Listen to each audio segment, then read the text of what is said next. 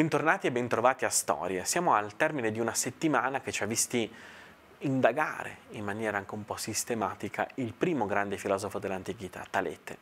Talete sostiene che la realtà non è una serie di molteplicità accatastate l'una sull'altra, ma la realtà è un'unità sorretta da un archè, da un principio che la tiene in vita e che la fa esistere.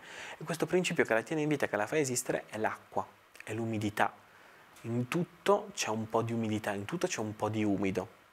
E abbiamo visto che questo questa che abbiamo visto non è una concezione banale della vita, non è una concezione banale, perché vuol dire avere la consapevolezza del fatto che c'è qualcosa che ha la capacità di tenere insieme tutto, e quindi che c'è qualcosa con la quale l'uomo inevitabilmente si deve rapportare, che c'è un livello della realtà, una profondità della realtà a cui l'uomo, se ha accesso, e magari vi ha accesso attraverso i propri errori, attraverso la propria storia, conosce, intuisce cose che prima non erano possibili.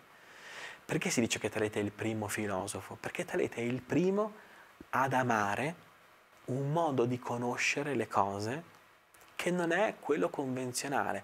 Amare, in greco si dice in tanti modi, però amare come tensione si dice filo. Ecco, filo è proprio la tensione. L'amare vuol dire l'essere teso. L'essere teso verso cosa? Verso Sofia. Sofia è la sapienza, ma intesa proprio, giochiamo un po' con l'italiano, una sapienza che dà sapore, non una sapienza intesa come una conoscenza forbita, alta, ma qualcosa che dà sapore. Ecco, la nostra vita non è soltanto soddisfazione di beni primari e compensazioni affettive. La nostra vita è ricerca di qualcosa che dia sapore a tutto, è ricerca di un senso. Ma non usiamo il termine ricerca, che è un termine anche molto moderno, è tensione, è amore a qualcosa che sta al di là di ciò che vedo e di ciò che posso sperimentare.